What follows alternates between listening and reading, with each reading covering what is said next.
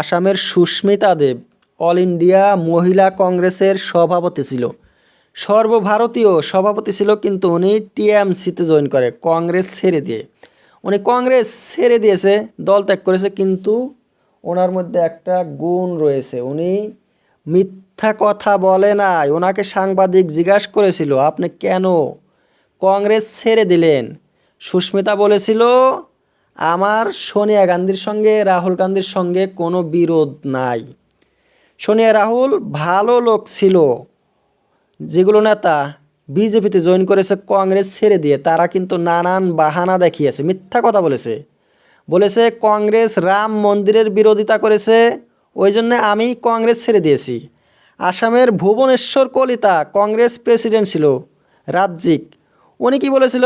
উনি বলছিল কাশ্মীরের 370 ধারার বিরোধিতা করেছে, যেটা নরেন্দ্র মোদী স্ক্র্যাপ করে দিয়েছে, তার জন্যে উনি কংগ্রেস ছেড়ে বিজেপিতে জয়েন করেছে। এগুলো সব মিথ্যা কথা। কিন্তু সুস্মিতা দেব, সন্তোষমোহন দেবের মেয়ে, সন্তোষমোহন ছিল কংগ্রেসের কেন্দ্রীয় মন্ত্রী।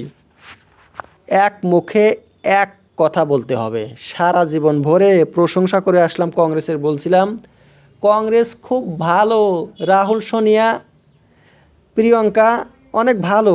আজকে যদি বিজেপিতে জয়েন করে বলি যে কংগ্রেস খুব খারাপ, রাহুল সোনিয়া নিকৃষ্ট শ্রেণীর নেতা, তাহলে কি আমার মুখেরই দাম থাকবে না? এক মুখে এক কথাই বলতে হয়। বারে বারে বিভিন্ন ধরনের কথা বললে নিজেরই ওজন কমে যায়, কিন্তু রাজনৈতিক নেতারা সেটাকে মনে করে না। মমতা ব্যানার্জিও তো কংগ্রেসের নেত্রী ছিল, উনি নতুন পার্টি খুলেছিল, টিএমসিতে মুখ্যমন্ত্রী হয়েছে।